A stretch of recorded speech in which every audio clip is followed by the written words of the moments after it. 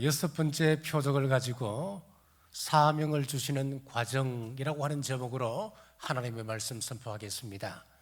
나면서부터 앞을 보지 못하는 한 사람이 있었습니다. 그는 삶의 의미도 자존감도 사라진 지 오래였습니다. 다른 사람들은 성전에 들어가 하나님을 부르며 구원의 은총을 찬양했지만 그 당시 장애인들은 성전에 들어갈 수가 없었습니다. 영적인 큰 고통이었습니다. 더욱이 당시 사회는 윤리적으로도 매우 열악했습니다. 장애가 있다는 사실은 그 가정의 수치로 여겨졌고 대부분 7살까지는 부모가 양육하다 8살쯤에는 쫓아내는 것이 일상적이었다고 합니다. 아마 이 사람도 8살 무렵 부모로부터 버림받아 이 골목 저 골목 떠돌며 지금까지 구걸하며 살았을 것입니다. 그런 그에게 예수님께서 찾아오셨습니다. 첫째, 예수님은 찾아오셔서 사명을 가르치십니다. 3절 말씀 같이 읽겠습니다.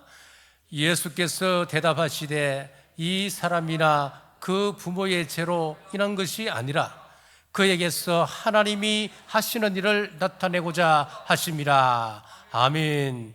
자, 소경을 본 제자들의 반응을 한번 볼까요? 2절 말씀 제가 받드리겠습니다. 제자들이 물어 이르되 랍비여, 이 사람이 맹인으로 난 것이 누구의 죄로 인함이니까? 자기니까 그의 부모니까? 부모의 죄는 자녀 3, 4대까지 이른다라고 하는 말씀이 있기에 당시에는 어떤 고난이나 불행이 닥쳐오면은 그 원인을 부모의 죄로 연결하는 그런 것이 일상적이었습니다. 또한 힘든 대로 거둔다라고 하는 자연법칙에 근거한 믿음과 고난은 죄의 결과라고 하는 인과론적인 사고방식이 유대사회에 깊이 뿌리내리고 있었습니다. 자, 그래서 누군가 고난을 당하게 되면 긍휼히 여기는 마음보다도 정죄하는 마음이 앞서게 되는 것입니다. 그래서 제자들조차도 불쌍히 여기는 마음보다도 이 사람이 맹인으로 태어난 것이 자기 죄 때문입니까? 아니면 부모 죄 때문입니까? 묻고 있는 것입니다. 그런데 더 아픈 사실이 있습니다. 이 맹인이 그 이야기를 못 들었을까요? 들었을 것입니다. 왜냐하면 시력을 잃은 사람은 청각이 훨씬 더 예민해지기 때문에 그렇습니다. 태어나 보니 맹인이었고 살아가면서 사람들의 끊임없는 판단을 받고 살아왔던 삶, 제자들의 말이 사실이든 사실이 아니든 그의 마음은 몹시 아팠을 것입니다. 원래 사람은 틀린 말보다 옳은 말 하는데 더 큰 상처를 받는다고 합니다. 솔직히 말해서 말이야, 내가 바른 말 하는데 말이야, 그러면서 쉽게 상처를 주지 않습니까? 사랑하는 여러분, 아무리 진실이라 해도 이것이 그 사람에게 상처가 된다면 안 하는 것이 지혜입니다. 하지 않는 것이 지혜인데 꼭 우리가 그 진실을 말해야 한다면 사랑의 마음을 가지고 그 사람에게 전해야 되는 거예요. 그렇지 아니하면 그 말은 그 사람에게 가시가 됩니다.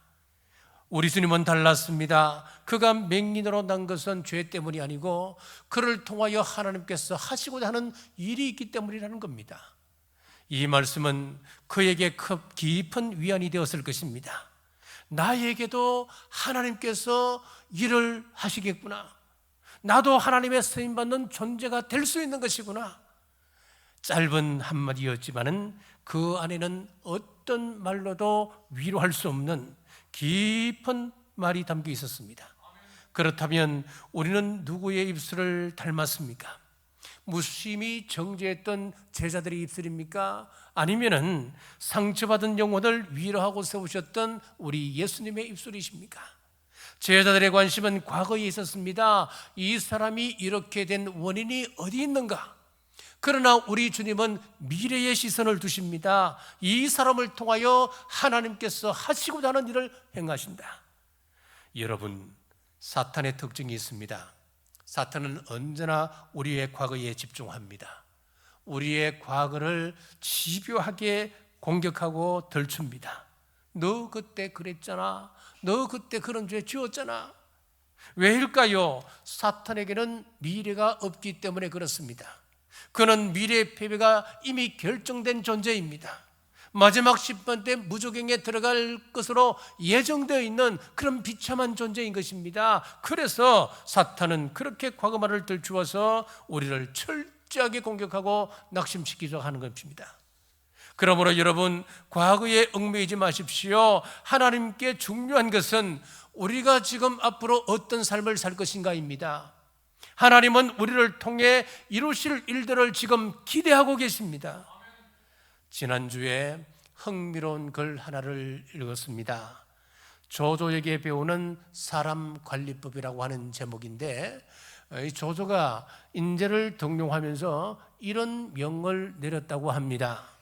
품행이 바르다고 반드시 실력까지 뛰어난 것은 아니며, 실력이 뛰어나다고 해서 도덕성이 꼭 바른 것은 아니다. 자, 그러므로 인재를 평가할 때는 도덕성만 가지고 기준 삼지 말라 그랬습니다. 그의 인재 등용 원칙은 이런 겁니다. 실수나 결점이 있어도 그것 하나로 그 사람 전체를 판단하지 말고 회복과 만회의 기회를 주라고 하는 것이었습니다. 자, 이런 인재 등용법을 가지고 있었던 조조에게 많은 인재들이 구름처럼 몰려왔습니다. 조조가 천하 대업을 이룰 수 있었던 것은 싱크탱크들이 협업할 수 있었기 때문에 그렇습니다. 이 사람들 한 사람 한 사람을 보면 물론 뛰어나지만 제갈량처럼 이 모든 일에 능한 것은 아니었습니다. 그에 비하면 아무것도 아니었습니다. 하지만 여러 사람이 머리를 맞대고 지혜를 모으자 제갈량에 뒤처지지 않는 전략을 세울 수 있었다는 겁니다. 사람은 실수할 수 있습니다. 중요한 것은 그 실수에 갇혀 있지 말고 다시 일어설 수 있는 기회를 주는 것입니다. 우리도 마찬가지입니다. 누군가의 과거에 너무 매이지 마십시오. 그 사람의 과거를 집요하게 파헤치려고 하지 마십시오. 하나님께서 앞으로 그를 통하여 이루실 일들을 은혜의 눈으로 바라볼 수 있는 여러분 되시길 주의 이름으로 축복합니다. 자, 맹인의 귀에 두 말이 들렸습니다. 하나는 낙심케 하는 말이었고 하나는 소망을 주는 말이었습니다. 우리 삶도 그렇습니다. 날마다 수많은 말을 들으며 살아갑니다. 어떤 말은 우리를 무너뜨리고 어떤 말은 우리를 세우는 말입니다. 여러분은 어떤 말을 붙들고 살 것입니까? 나를 낙심케 하는 말을 붙들겠습니까? 아니면 나에게 소망을 주는 말을 붙드시겠습니까? 선택은 여러분의 몫입니다. 세우고 지지하며 격려하는 말을 전하는 우리 모두 되시기를 주님의 이름으로 축복합니다. 우리 4절을 같이 읽겠습니다. 때가 아직 낮음에 나를 보내신 이의 일을 우리가 하여야 하리라. 밤이 오리니 그때는 아무도 일할 수 없느니라. 아멘. 하나님의 일은 때가 있습니다. 우리가 하나님의 일을 하고 싶어도 때가 아니면 할 수가 없는 것입니다. 또 젊은 시절 허랑방탕하다 이제 임종을 앞두고 그때도 일을 한다, 그렇게 불가능한 겁니다. 자, 지금 중요합니다. 뒤로 미루지 마십시오. 여러분의 인생의 정성기는 어디입니까? 바로 오늘입니다. 하나님의 일을 감당할 최적의 시간입니다. 다시 오늘은 오지 않기 때문에 그렇습니다. 예수님께서 말씀합니다. 나를 보내신 이의 일을 우리가 하여야 하리라. 예수님의 말씀이에요. 예수님께서 나를 보내신 이의 일을 내가 행하여야 하리라. 그게 마땅하잖아요. 예수님께서 하나님으로부터 말씀을 받으셨으니까 내가 하나님의 일을 감당하여야 하리라. 그게 맞는 말이잖아요. 그런데 오늘 말씀에서 뭐라고 이야기합니까? 우리가 하여야 하리라. 우리 하나님 예수님께서는 지금 동력자를 찾고 계십니다. 오래된 서부 영화 중에 게리 쿠퍼가 주연으로 나오는 하인눈이라고 하는 아주 고전적인 서부 영화가 있습니다. 이 영화가 상영될 때는 1952년입니다. 아주 오래되었죠. 아주 오래됐지만은 지금 또 감동을 주는 그런 영화입니다. 충성심이 나오고 마을 사람들의 이기심이 들어있고 용기와 사랑이 있습니다. 우리 내면을 잘 표현한 작품으로 당시 아카데미상 7개 부문 노미네이터 되었던 그런 작품이에요. 어느 날 악당이 이 말에 다시 온다는 겁니다. 게리 쿠퍼가 보안관인데 사람들 앞에서 말합니다. 여러분, 우리 함께 힘을 모아서 악당을 물리치십시다. 바에 가서 말합니다. 교회에 들어가서 또 말합니다. 아무도 함께할 사람이 없습니다. 그때 게리 쿠퍼가 이런 말을 합니다. 나는 총 잘 쏘는 사람을 찾는 것이 아닙니다. 이 일이 자기 일이라고 생각하는 그 사람을 찾고 있습니다. 아무도 나서지 않아서 게리 쿠퍼가 혼자서 악당을 상대하다 온몸은 만신창이가 되고 마는 것입니다. 그렇습니다. 우리 주님께서도 능력 있는 사람을 찾는 것이 아니에요. 가정에서 감당하기 어려운 짐들, 우리 교회에서 내가 반드시 져야 할 봉사의 자리, 그리고 이 사회 속에서 떠안아야 할 그런 상처와 아픔들을 내 것으로 받아들이고 주님의 일을 감당하고자 하는 그 사람을 지금 또 우리 주님은 찾고 계십니다. 수많은 도시 가운데 우상이 가득한 경주, 이 경주 안에 우리 남부교회를 세우셨습니다. 이곳에 세우신 우리 하나님의 분명한 목적이 있습니다. 예수님처럼 빛을 잃어버린 자를 찾아서 진리의 빛, 희망을 전하라고 하는 이유가 분명한 것입니다. 사랑하는 여러분, 그 부르심에 응답하여 우리 예수님의 마음과 입술을 닮아 세우는 우리 남북의 모든 성도들 되시길 주님의 이름으로 축복합니다. 둘째, 침을 뱉어 진흙을 이겨 눈에 바르셨습니다. 6절입니다. 이 말씀을 하시고 땅에 침을 뱉어 진흙을 이겨 그의 눈에 바르시고. 우리 예수님의 치유 방법은 참 독특하셨습니다. 침을 뱉으셨습니다. 한 번 뱉어서 진흙을 이길 수 있겠습니까? 그 진흙을 이렇게 반죽할 수 있겠습니까? 여러 번 뱉으셨을 것입니다. 그렇게 만든 진흙을 그의 눈에 바르셨습니다. 너무나 비위생적이고 비합리적이고 비과학적입니다. 예수님은 천지를 말씀으로 창조하신 전능하신 하나님이십니다. 죽은 나사로를 말씀 한마디로 살려내신 능력 있는 우리 주님이십니다. 그렇다면은 지금 맹인을 향하여 말씀 한마디면 충분히 고칠 수 있는 것 아니겠습니까? 그런데 왜 굳이 침을 뱉어 진흙을 만들고 그것을 눈에 바르신 것입니까? 여러 해석이 있습니다.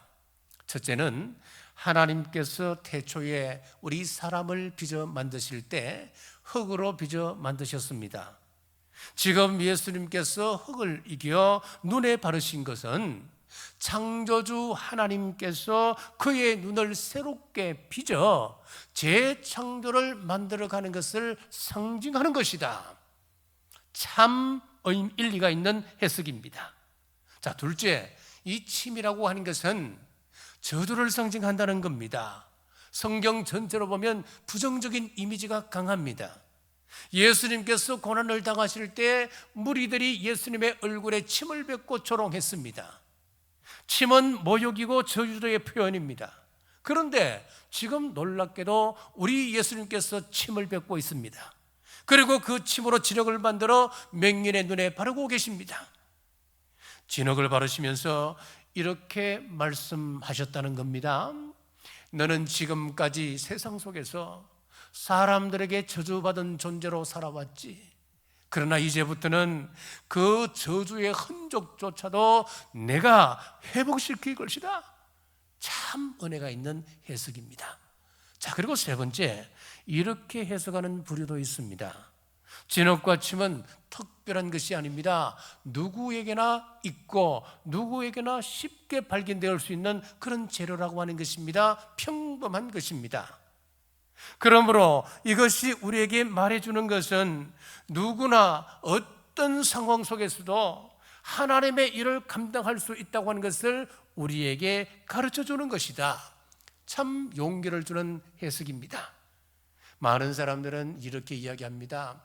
내가 주의 일을 하고 싶습니다. 그러나 시간이 없습니다.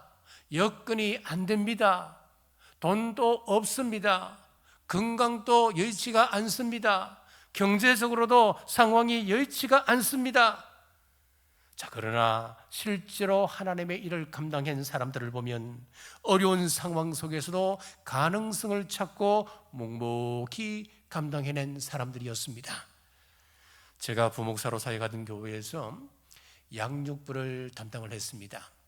그 양육부에는 참 기도생활 잘 하시고 기도생활 철저히 하시는 권사님 한 분이 계셨습니다. 자, 그런데 그 권사님 가정에 시련이 닥쳐오기 시작했습니다. 사랑하던 남편이 위암으로 돌아가셨습니다. 몇 주 후에 건강검진을 큰아들이 했는데 나이가 40이었는데 위암 말기 판정을 받았습니다. 항암 치료를 하며 또 하나님의 은혜를 구하며 대만에 일주일 동안 치료 상태에서 단기 선교를 갔다 왔습니다. 하나님께서 능력을 베풀어 주셔서 그 믿음을 보시고 고쳐주면 얼마나 좋겠습니까마는 그도 며칠 후 세상을 떠났습니다. 권사님이 길을 가다 넘어지셨습니다. 팔이 부러져서 병원에 입원하셨습니다. 병원 병상에서 내려오다 떨어져서 이번에는 허리까지 부러졌습니다. 불과 6개월 안에 일어난 일들이었습니다. 상황이 이러니 사람 만나는 것 어려지고 기도하는 것은 낙심될 수밖에 없었습니다. 심지어 동료 권사들도 기도하는 사람 집에 왜 저렇게 숭고한 일들이 벌어지나, 매일 교회 와서 기도한다며, 그런데 왜 저 가정이 저런 우환을 당하는 거야, 끊이질 않잖아, 이렇게 부정적인 말을 던집니다. 제가 신방을 갔을 때 권사님께서 그러셨어요. 목사님, 죄송해요. 제가 이 말 저 말 다 들으면 창피해서 양육부 일을 감당하지 못하겠는데, 내가 조금만 그럴 수만 있다면 제가 교회 가서 다시 양육부 일을 제가 감당하겠습니다. 그로부터 며칠이 지났습니다. 팔에 깁스를 하고 허리에는 복대를 찬 채 교회에 오셔서 양육부 자리를 지켜주셨습니다. 그저 그 자리에 계신 것만으로도 상처와 아픔이 있는 사람들은 위로를 받았고 양육부는 더욱 따뜻하고 든든하게 세워졌습니다. 여러분, 우리 하나님의 일은 조건의 문제가 아니에요. 우리 하나님의 일은 믿음의 문제입니다. 침은 특별한 것이 아니에요. 누구에게나 있는 평범한 것입니다.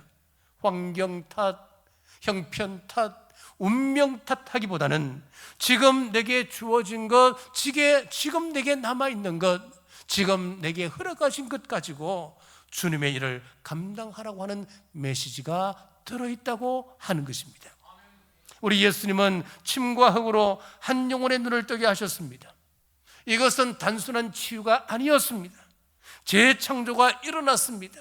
저주의 흔적까지 맑게 씻어졌습니다. 주님의 일을 감당할 용기를 부어주셨습니다. 오늘 우리 손에도 주어진 진흙 한 줌이 있습니다. 그것이 특별하거나 대단한 것이 아닐지라도 믿음으로 주님의 손에 올려질 때에 하나님께서는 그 평범한 것에 생명을 담으시고 기적을 만들어 가시는 줄 믿으시기를 주의 이름으로 축복합니다. 셋째, 맹인의 순종과 증거입니다. 7절 말씀 같이 읽겠습니다. 이르시되 실로암 못에 가서 씻으라 하시니, 실로암은 번역하면 보냄을 받았다는 뜻이라. 이에 가서 씻고 밝은 눈으로 왔더라. 우리 사진을 한번 보시기 바랍니다. 예루살렘 성입니다. 중간에 황금돔이 있는데 지금은 저게 모스크입니다. 과거에는 예루살렘 솔로몬 성전이 있었던 자리입니다. 그 아래에 실로암 못이 있습니다. 이 실로암은 단순한 연못이 아닙니다. 기원전 700년경 히스기야 왕 때 아수르 제국의 위협으로 예루살렘은 고립 위기에 몰렸습니다. 예루살렘 성은 산 위에 세워진 성이기 때문에 처음부터 물이 부족한 곳이었습니다. 성이 포위되면 며칠 버티기 어려운 그런 약점을 가지고 있는 그런 성이었기 때문에 긴박한 상황이었습니다. 자, 이에 히스기야가 성과 기혼샘의 물을 성 안으로 끌어 들어오는 그런 수로 공사를 감행을 했습니다. 자, 이 터널을 여기 이제 시온 기혼샘이에요. 여기 이제 기혼샘인데, 자, 이것을 우리 평면도로 한번 보시겠습니다. 평면도로 보시면은 지금 까만 그 짙은 선이 예루살렘 성이고 성 바깥에 기혼샘이 있죠. 붙어서 기혼샘이 있잖아요. 그러면은 지금 성 안에 물이 부족하고 산내립이 쳐들어와서 포위하면은 이 성은 망하는 겁니다. 마실 물이 없었어. 그래서 긴박하게 히스기야 왕이 지하 터널을 만들게 되는 거예요. 수로를 만들었습니다. 그래서 성 밑으로 해서 지금 파란 선을 보십시오. 쭉 파란 선을 따라가면은 쭉 가다가 다시 성 밖으로 나갔다가 쭉 와서 그 실로암까지 그렇게 가게 되는 거예요. 성지 순례를 가게 되면은 히스기야 이 터널을 우리가 걸을 수가 있습니다. 보십시오. 굉장히 좁습니다. 우리가 저 사이를 걷는데 한 사람이 겨우 지나갈 수 있는 그런 넓이에요. 참 힘들어요. 그런데 이 칠흑 같은 어두운 터널을 우리가 걷다 보면은 당시 히스기야 왕과 백성들의 그 절박함을 느낄 수가 있어요. 이 돌이 얼마나 단단한지 모르겠어요. 제가 저게 무슨 돌인지는 모르겠습니다. 정말 제 생각에는 화강암처럼 강하다 그런 생각을 했었습니다. 그 결과 만들어진 인공 연못이 기혼샘에서 보냄을 받은 물, 기혼샘에서 보냄을 받은 샘, 그래서 실로암이라고 하는 이름이 붙여지게 된 것입니다. 자, 그렇다면은 이 실로암은 누구를 상징할까요? 바로 예수 그리스도이십니다. 우리 예수님은 하나님으로부터 보냄받은 사람이었습니다. 요한복음 3장 17절 같이 읽습니다. 하나님이 그 아들을 세상에 보내신 것은 세상을 심판하려 하심이 아니요 그로 말미암아 세상이 구원을 받게 하려 하심이라. 아멘. 우리 예수님께서 이 땅에 오신 것은 우연이 아니었습니다. 하나님의 구원 계획 속에 보내어진 은혜였고 그것이 바로 예수님의 탄생이었습니다. 창세기 49장 10절에도 우리 예수님에 대한 예언의 말씀이 나옵니다. 같이 읽습니다.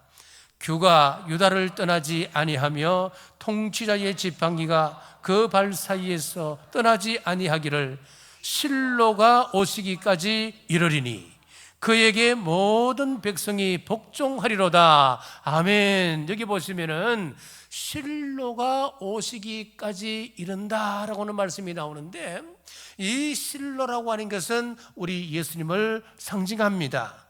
하나님으로부터 보냄받은 분, 우리 하나님 속에 속한 분, 평강의 왕 실로 예수 그리스도를 의미합니다. 서로 다른 시대와 배경 속에 있지만은 창세기에 나오는 실로와 요한복음에 나오는 이 실로암은 예수님 안에서 놀랍도록 하나로 연결되어 있습니다. 자, 또 한 가지. 자, 이 실로암은 기혼샘에서 물을 끌어왔다 그랬습니다. 이 기혼샘은 어떤 뜻을 가지고 있느냐 하면은 처녀의 샘이라고 하는 그런 별칭을 가지고 있었습니다.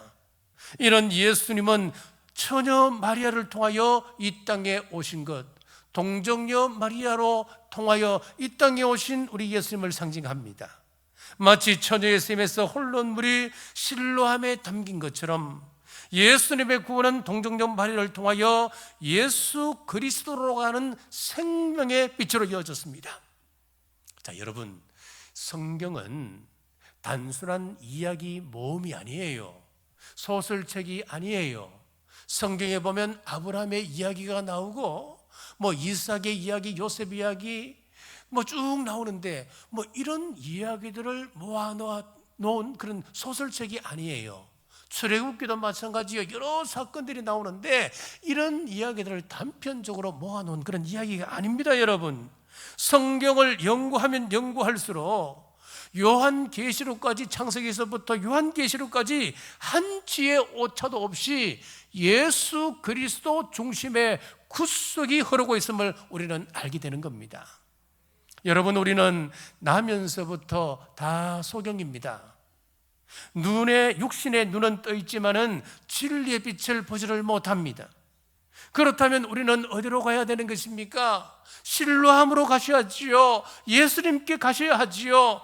예수님만이 우리의 눈을 밝혀 보여주십니다. 예수님에게 가셔야 영생을 얻을 수 있다고 하는 것, 여러분 꼭 믿으시기를 바랍니다. 자, 그런데 실로암까지 순종하며 나아가는 길은 쉽지가 않습니다. 맹인이었던 이 사람은 약 2km 떨어진 곳 1km를 걸어갔습니다. 물론 그때 예수님께서 기적을 베푸셨던 이 장소하고 이 실로암까지를 직선으로 걸으면 한 700m 정도가 됩니다. 700이 되는데 길을 따라서 가면은 2km 정도가 되는 것이요. 앞을 보지 못하는 이에게 2km는 결코 쉽지 않는 거리입니다.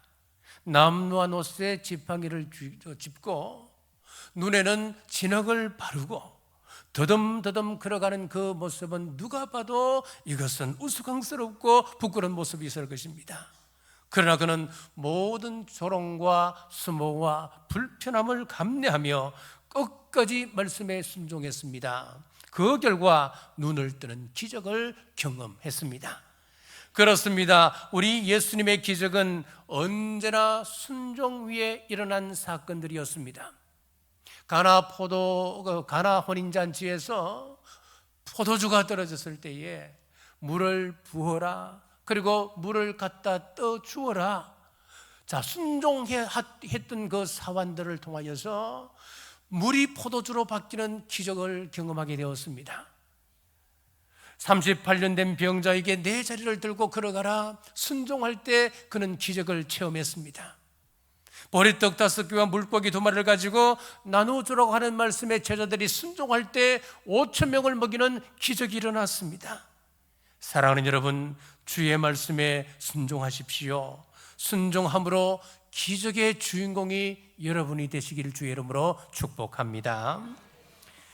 맹인이 눈을 뜬 놀라운 사건을 기뻐하고 축하해 줘야 할 동네 사람들, 자, 그들은 그것 대신 논쟁을 벌였습니다.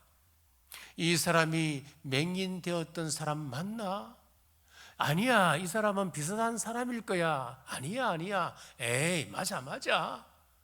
어떻게 그러면 태어날 때부터 맹인이었던 사람이 눈을 뜰 수 있단 말인가? 아니야, 안 돼. 이 말을 들은 맹인이 내가 그 사람입니다.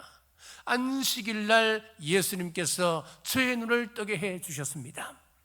안식일에 치유 사역을 했다고 하는 이 말이 꼬투리가 되어서 마을 사람들은 이 사람을 바리새인들에게 데리고 가서 신문하게 했습니다. 바리새인들이 예수님은 안식일에 치유 사역을 하셨으니까 이 사람은 하나님으로부터 온 사람이 아니더라. 그때 이 맹인은 담대하게 나는 그 사람이 선지자라고 생각합니다. 선지자입니다. 고백했습니다. 그의 이 고백은 단순한 감정이나 신념이 아니었습니다. 부모조차도 감히 말하지 못하는 그런 고백이었습니다.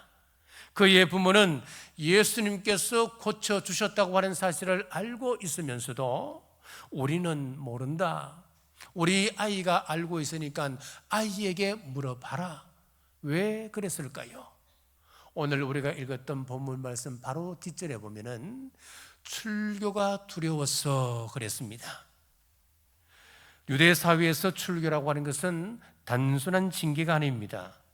그것은 곧 사회적 사형 선고와 같은 것이었습니다. 관계 단절, 직업 박탈, 생계 붕괴까지 따라오는 치명적인 불이익이 있었습니다. 하지만 맹인은 달랐습니다. 그는 치유의 은혜를 숨기지 않았습니다. 오히려 더 담대하게 예수님은 선지자입니다. 자, 이 고백은 당시 유대 지도자들에게는 참을 수 없는 도전이었습니다. 예수님이 하나님의 사람이다 라고 하는 것을 인정한다는 것은 곧 바리새인들의 판단을 정면으로 반박하는 것이었기 때문에 그렇습니다. 결국 그는 이 한마디 고백으로 출교라고 하는 혹독한 대가를 치르게 됩니다. 자, 이 모든 과정을 통하여 우리 마음을 뜨겁게 하는 한 말씀이 있습니다. 장면이 있습니다. 자신의 생명을 걸고 그는 담대하게 전했던 그 맹인의 용기입니다. 사랑하는 여러분, 실로암이 기혼샘에서 보냄을 받은 무리듯이 우리 또한 예수님으로부터 이 땅에 보냄받은 사람들입니다. 요한복음 20장 21절 같이 읽겠습니다. 아버지께서 나를 보내신 것 같이 나도 너희를 보내노라. 아멘. 그러므로 오늘 우리도 어두운 눈을 가진 사람들에게 예수님을 소개하시기 바랍니다. 예수님께 나오면 우리의 영혼의 눈이 새로워집니다. 예수님께 나오면 우리는 구원받고 생명의 길, 새로운 삶을 살 수 있습니다. 순종함으로 담대히 전가하는 우리 남부교회 모든 성도님들 되시길 주님의 이름으로 축복합니다. 기도하겠습니다. 아버지 하나님, 6번째 표적을 나누었습니다. 감사합니다. 저희는 육신의 눈은 떠 있어도 영적인 진리를 보지 못하고 살았습니다. 그러나 오늘 보내심을 받은 예수님을 통해 참된 빛을 보게 하심을 감사합니다. 저희들도 맹인처럼 불편과 조롱을 무릅쓰고 주님의 말씀에 순종하게 하옵소서. 보냄받은 예수님께로 나가 눈이 열리고 믿음으로 세상 가운데 담대히 나가 빛과 생명을 전하는 통로 되게 하여 주시옵소서. 다시 오실 예수님의 이름으로 간절히 기도드리옵나이다. 아멘.